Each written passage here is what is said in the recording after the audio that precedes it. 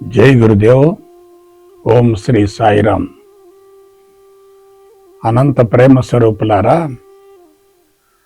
ఆధ్యాత్మిక మార్గం వెలుగులోకి వచ్చినప్పుడు ప్రపంచానికి మానవాళికి దాని యొక్క అవసరం పెద్దగా లేదు. ఎందుకంటే అన్ని విధాల అనుకూలమైనటువంటి వాతావరణం ఉంది. అయితే ఆర్య సంతతికి చెందినటువంటి కొందరు వ్యక్తుల యొక్క అంతరంగం నుండి ఆ మహోన్నత కళాత్మక జీవన విధానం వెలుగులోకి వచ్చింది. అది కూడా బ్రహ్మచర్యాన్ని దాటి గృహస్థ జీవితాన్ని అనుభవించి వానప్రస్థం ముగిసిన తర్వాత సన్యాసి దశలో ఆ మహోన్నత కళాత్మక జీవన విధానం వెలుగులోకి వచ్చింది. ఆధ్యాత్మిక మార్గంలో ఉన్నటువంటి కీలకమైనటువంటి అంశం ఏంటంటే, నేను ఎవరు అనే దానికి సమాధానాన్ని పొందటమే. నేను భగవంతుడను అనేటటువంటి అంశాన్ని అనుభవంలోకి పొందటమే. తెలుసుకోవటానికి అనుభవంలోకి పొందటానికి చాలా వ్యత్యాసం ఉంటుంది. తెలుసుకోవటం చాలా సులభం, అనుభవంలోనికి పొందటం బహు కష్టతరం. క్రీస్తుకు పూర్వం 6000 సంవత్సరాల నాడు ఈ ఆధ్యాత్మిక మార్గం వెలుగులోకి వచ్చినట్లుగా చాలామంది ప్రస్తావించారు. అయితే ఆనాడు పరిస్థితులన్నీ కూడా అనుకూలంగా ఉన్నాయి కదా, దీని యొక్క అవసరం పెద్దగా లేదు కదా. అవసరం లేనప్పుడు ప్రపంచం దాన్ని స్వీకరించదు కదా. అందువలన ఆచరించి అనుభవించి అందించేటటువంటి వాళ్ళు తగ్గిపోతూ వచ్చారు, బోధించేటటువంటి వాళ్ళు పెరుగుతూ వచ్చారు. అవసరం లేదు కాబట్టి పెద్దగా దాని పట్ల ఎక్కువ మంది ఆసక్తిని కనపరచలేదు. అయితే ఆధ్యాత్మిక మార్గం మహోన్నతమైనది కదా, విశిష్టమైనది కదా, అద్భుతమైనది కదా. అటువంటి ఆధ్యాత్మిక మార్గం కనుమరుగయ్యేటట్లయితే భావితరాల భవిష్యత్తు ప్రమాదకరం అవుతుంది అనేటటువంటి భావనతోటి వేదవ్యాస మహర్షి ఆధ్యాత్మికతకు బలమైనటువంటి పునాది వేశారు. ఏమిటా పునాది? వేరు కాలాలలో, వేరు ప్రాంతాలలో, వేరు వ్యక్తుల ద్వారా అందించబడ్డటువంటి వేద విజ్ఞానాన్ని, బ్రహ్మ జ్ఞానాన్ని మంత్రాలు, శ్లోకాల రూపంలో ఉన్నటువంటి ఆ సారాంశాన్ని మొత్తాన్ని కూడా క్రోడీకరించి సంకలనం గావించి ఒక పెద్ద పుస్తకంగా తయారు చేశారు. అది మామూలు వ్యక్తులకు సాధ్యం కాదు. వేదవ్యాసుల వారు అవతార పురుషులు. విష్ణుమూర్తికి ప్రతిరూపమే వేదవ్యాసుల వారు. ఆయన చేసినటువంటి కృషి సామాన్యమైనది కాదు. ఒకసారి జాగ్రత్తగానండి. వేరు కాలాలలో, వేరు ప్రాంతాలలో, వేరు వ్యక్తుల ద్వారా అందించబడ్డటువంటి బ్రహ్మ జ్ఞానాన్ని సంస్కృత భాష అనేటటువంటి లిపిని తయారు చేసి ఆ సారాంశాన్ని మొత్తాన్ని క్రోడీకరించి సంకలనం గావించి ఒక పుస్తకంగా తయారు చేయటం మామూలు విషయం కాదు కదా. వేరు కాలాలలో, వేరు ప్రాంతాలలో, వేరు వ్యక్తుల ద్వారా, అంటే గతంలో అందించిన దాన్ని వర్తమానంలో సేకరించటం, క్రోడీకరించటం, సంకలనం చేయటం, అది మామూలు విషయం కాదే. అందువల్ల ఆయన దివ్య దృష్టితో అందించినటువంటి ఆ వేదాల సారాంశాన్ని మొత్తాన్ని కూడా భద్రపరచడం జరిగింది. దాన్ని మొత్తాన్ని కూడా క్రోడీకరించి సంకలనం చేసి పుస్తకంగా తయారు చేయటం జరిగింది. అంతటితో ఆగలేదు. మానవ సౌలభ్యం కోసం, మానవులకు సులభంగా అవగాహన కావటం కోసం దాన్ని విభజించడం జరిగింది. అంతటితో ఆగలేదు. విభజించిన దానికి 4 మహాపదాలని అందించడం జరిగింది. ప్రతి వేదానికి ఒక మహాపదాన్ని అందించడం జరిగింది. ఇక్కడ విశేషం ఏమిటంటే ఆ మహాపదాన్ని పదే పదే మననం చేసుకుంటూ ఉంటే, ధ్యానం కొనసాగిస్తూ ఉంటే ఆ వేదం యొక్క సారాంశం మొత్తం బహిర్గతం అవుతుంది. నేను ఒక చిన్న ఎగ్జాంపుల్ చెప్తాను. ఋగ్వేదానికి మహాపదం ప్రజ్ఞానం బ్రహ్మ. ప్రజ్ఞానం బ్రహ్మ. దాని అర్థం ఏమిటి? ప్రజ్ఞను అనంతంగా విస్తరింపజేసే బ్రహ్మ జ్ఞానాన్ని గురించి తెలియజేసేటటువంటి వేదం కాబట్టి ఋగ్వేదానికి ప్రజ్ఞానం బ్రహ్మ అని నామకరణం గావించడం జరిగింది, మహాపదాన్ని అందించడం జరిగింది. ప్రజ్ఞ అంటే ఏమిటి? మానసిక పరిధి. మనసు కుంచుకుంటే అది భౌతిక ప్రపంచం వైపుకు ఆకర్షింపబడుతుంది, భౌతిక ప్రపంచంతో విడరాని సంబంధం ఏర్పరచుకుంటుంది. అదే ప్రజ్ఞ అనంతంగా విస్తరిస్తే అది ఆత్మగా రూపాంతరం చెందుతుంది. ఆత్మ ఎంతవరకు వ్యాపించి ఉంటుంది? విశ్వం మొత్తం వ్యాపించి ఉంటుంది కదా. విశ్వం మొత్తం వ్యాపించి ఉన్నటువంటి ఆత్మను గురించి, బ్రహ్మాన్ని గురించి తెలియజేసేటటువంటి వేదం కాబట్టి ఋగ్వేదానికి ప్రజ్ఞానం బ్రహ్మ అని నామకరణం గావించడం జరిగింది, మహాపదాన్ని అందించడం జరిగింది. కొంచెం జాగ్రత్తగా విశ్లేషించుకోండి. ఋగ్వేద సారాంశాన్ని తెలుసుకుంటే బాహ్య ప్రపంచం మొత్తం కూడా భగవంతుని మయంగా నిరూపించబడుతుంది. ఆ విధంగా 4 వేదాలకి 4 మహాపదాలను అందించారు. అంతటితో ఆగలేదు. వేదాల సారం అందరికీ అర్థం కాదు. బోధించే వాళ్ళు అనుభవం లేకుండా బోధిస్తే అది ఇంకా ప్రమాదకరం అవుతుంది. అందువల్ల ఏం చేశారు? వేదాల సారాంశాన్ని మొత్తాన్ని కూడా ఒక పుస్తకంగా రచించి మనకు అందించారు. ఆ పుస్తకమే భగవద్గీత. భగవద్గీతలో 3 భాగాలు ఉన్నాయి. ఒకటి కర్మ షట్కం, 2 భక్తి షట్కం, 3 జ్ఞాన షట్కం. కర్మయోగం, భక్తి యోగం, జ్ఞానయోగం.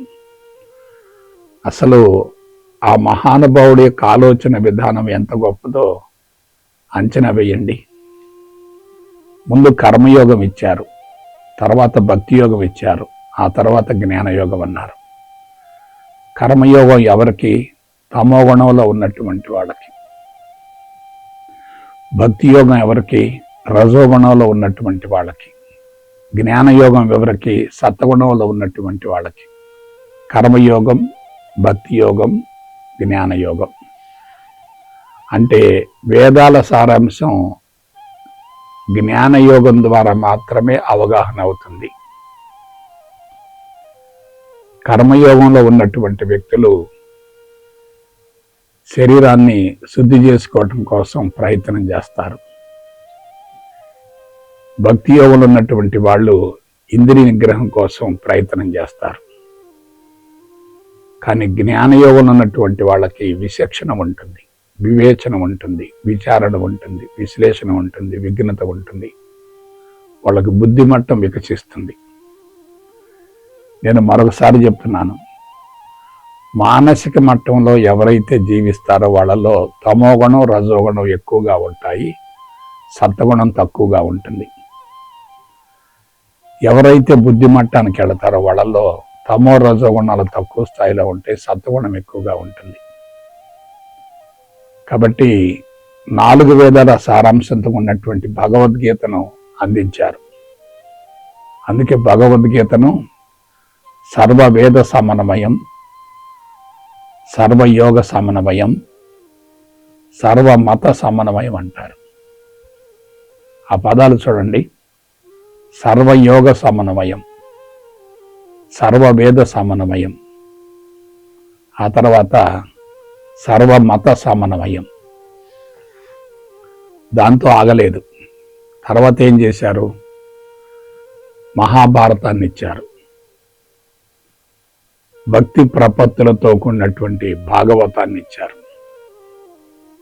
మహాభారతాన్ని, భాగవతాన్ని రెండింటిని కూడా మానవాళికి అందించారు. ఆ తర్వాత అష్టాదశ పురాణాలు, ఉప పురాణాలు, ఆ తర్వాత భవిష్య పురాణం.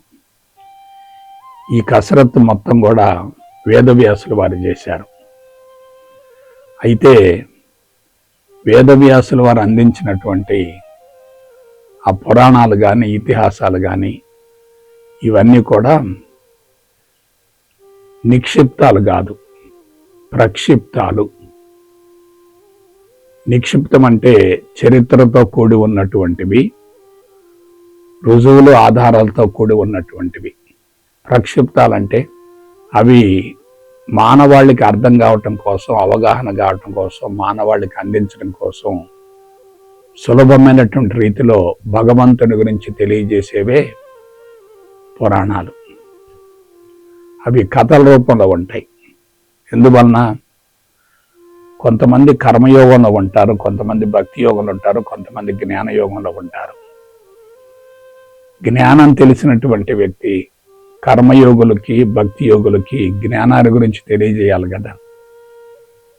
అందువల్ల వేదవ్యాసులు వారు ఏం చేశారు?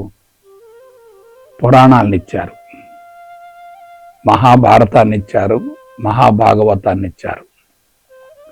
అదే సమయంలో వాల్మీకి మహర్షి రామాయణాన్ని ఇచ్చారు.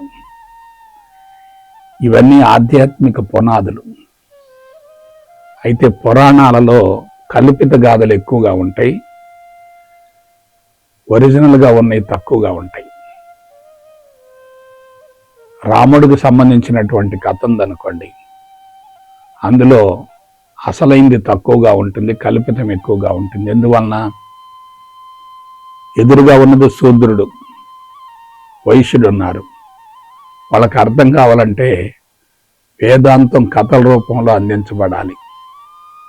భగవంతుని గురించినటువంటి కథలు ఉండాలి, కర్మయోగం ఉండాలి, భక్తి యోగం ఉండాలి, భక్తి మార్గం ఉండాలి, పూజలు ఉండాలి, పునస్కారాలు ఉండాలి, వ్రతాలు ఉండాలి, ఉపవాసాలు ఉండాలి, దీక్షలు ఉండాలి, భజనలు, భక్తి గీతాలు, తత్వాలు ఇవన్నీ ఉండాలి.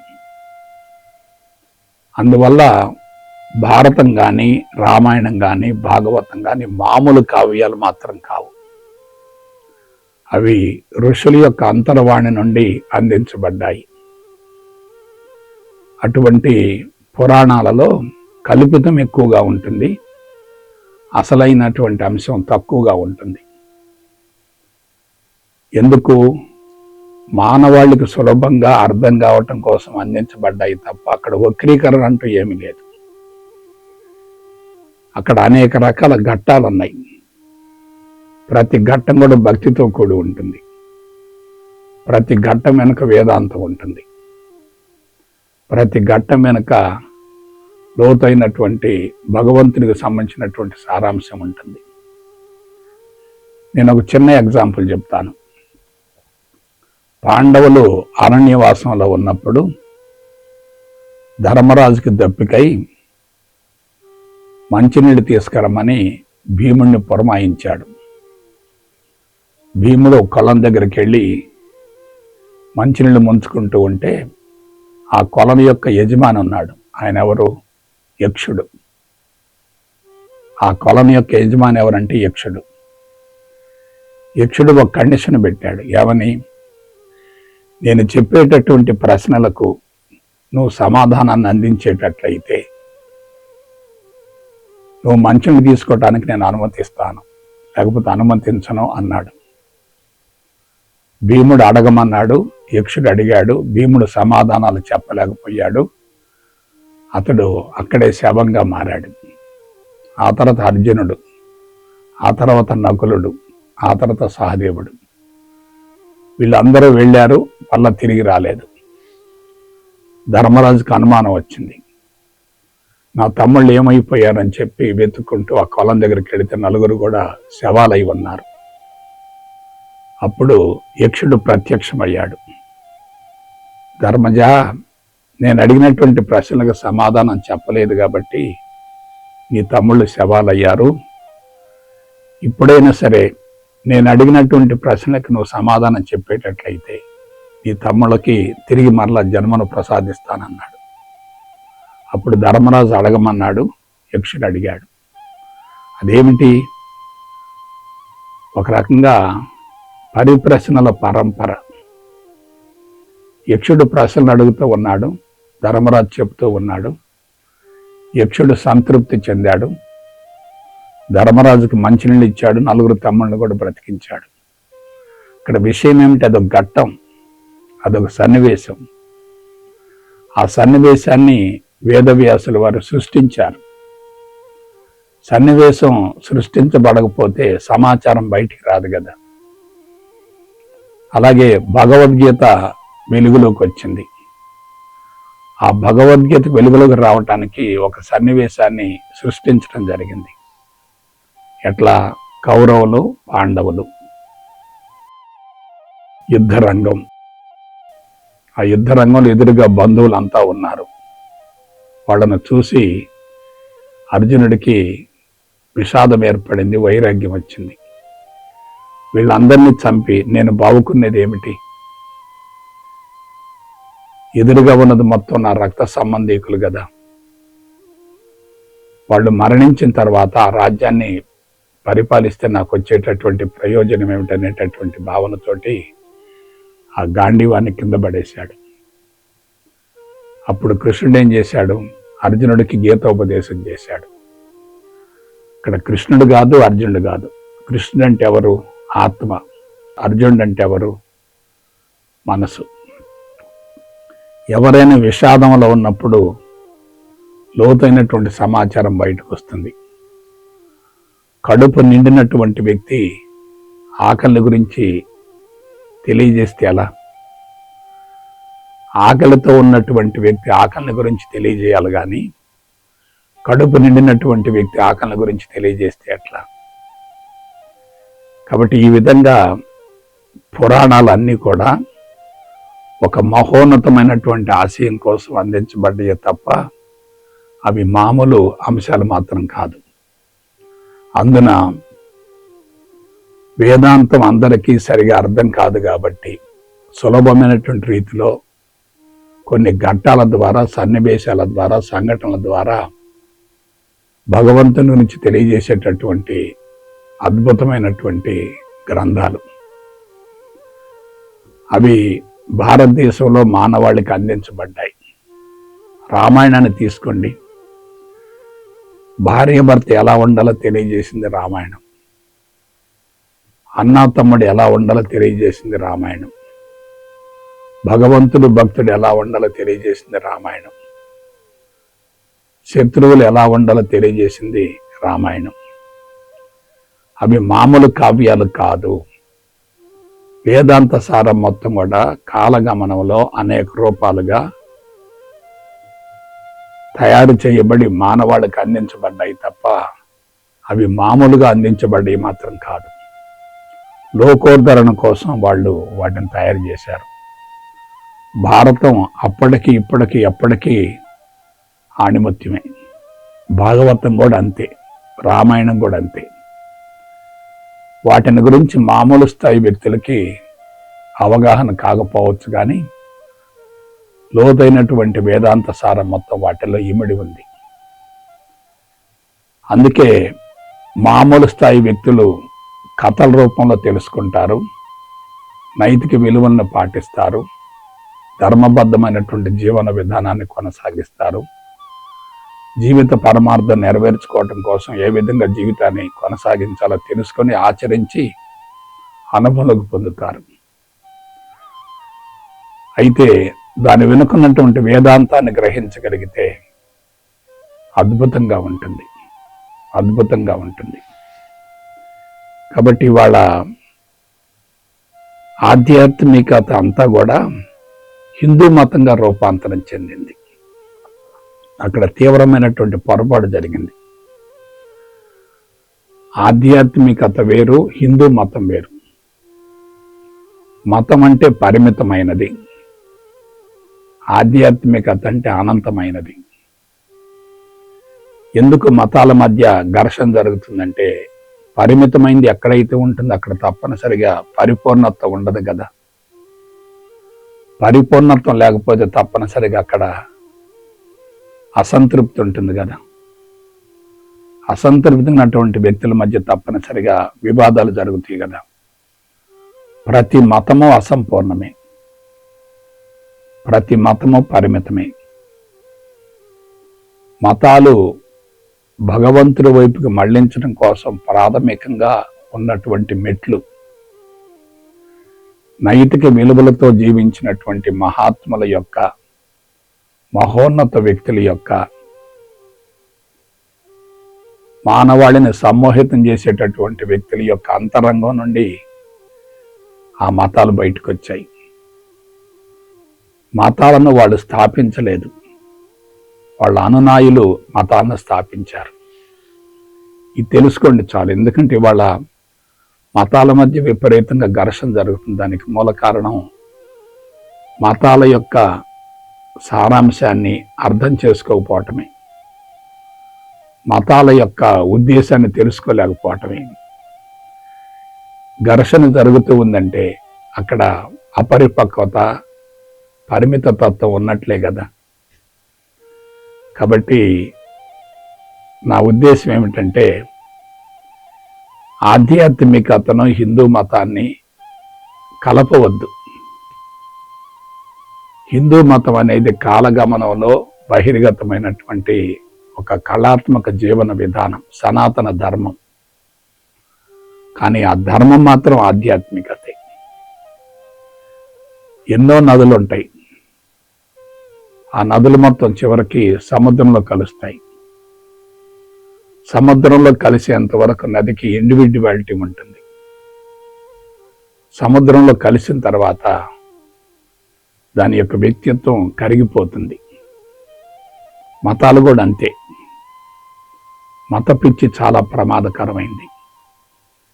ఇవాళ మతాల మధ్య జరిగేటటువంటి మారణ హోమం భవిష్యత్తులో 3వ ప్రపంచ యుద్ధానికి కూడా దారి తీయవచ్చేమో అనిపిస్తుంది. ఎందుకంటే మతం వేరు, మతోన్మాదం వేరు. మతం వేరు, మత పిచ్చి వేరు. మతం వేరు, మత సంబంధమైనటువంటి ఘర్షణలు వేరు. మనుషులు ఎప్పుడైతే నెగిటివ్లో ఉంటారో ఇటువంటి ఘర్షణలు ఇంకా ప్రోత్సహిస్తూ ఉంటారు. పరిమిత తత్వం ఏదైనా, ఎటువంటిదైనా అసంతృప్తికి మూల కారణమవుతుంది. అందువల్ల మతాల పరిధిలో ఉన్నంత వరకు ఎవరికి ఆధ్యాత్మిక పరిణతి కలగదు. మతాలను వదిలేయాలి, మతాల నుంచి బయటపడాలి, మతం అనేటటువంటి పరిధులను కరిగించుకోవాలి. అప్పుడే అనంత తత్వం, విశ్వవ్యాప్త భావన కలుగుతుంది. విశ్వవ్యాప్త భావం నుండి మతాలను ఆచరించవచ్చు. కానీ మతాలలో ఇరుక్కుంటే విశ్వవ్యాప్త భావన కలిగే ప్రసక్తే లేదు. ఇవాళ అందరూ కూడా మతాలను గురించి ప్రచారం చేస్తున్నారు, కానీ దాని వెనుక మనుగడ కోసం పోరాటం ఉందనేటటువంటి విషయాన్ని తెలుసుకోలేకపోతున్నారు.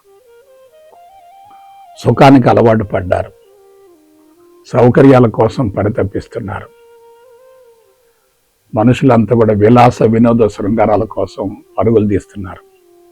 అటువంటిప్పుడు భౌతికవాదం తారాస్థాయిలో ఉంది. ఆ భౌతికవాదానికి మతం అనేటటువంటి ముసుగు కూడా తోడైంది. అందువలన ఆ విధమైనటువంటి ఘర్షణ నుండి బయటపడగలిగితేనే అంతరంగ శుద్ధికి అవకాశం ఉంటుంది. కాబట్టి నా సలహా ఏమిటంటే, దయచేసి మతంలో ఇరుక్కుపోవద్దు, మతాలను వ్యతిరేకించవద్దు, మత సామరస్యాన్ని పెంపొందించుకోండి, విశ్వవ్యాప్త భావంతో జీవించండి. ఎప్పుడైతే విశ్వవ్యాప్త భావన ఉంటుందో మనిషి అన్ని రకాల బంధాల నుండి సమూలంగా విడుదలవుతాడు. అప్పుడే అంతరంగ శుద్ధికి అవకాశం ఉంటుంది, ఆత్మస్థితికి వెళ్ళే అవకాశం ఉంటుంది. ఆ విధంగా జీవితాన్ని మలుచుకుంటారని చెప్పి మనసా వాచ కర్మణ కోరుకుంటూ సెలవు తీసుకుంటా. జై గురుదేవ్, జై గురుదేవ్, జై గురుదేవ్.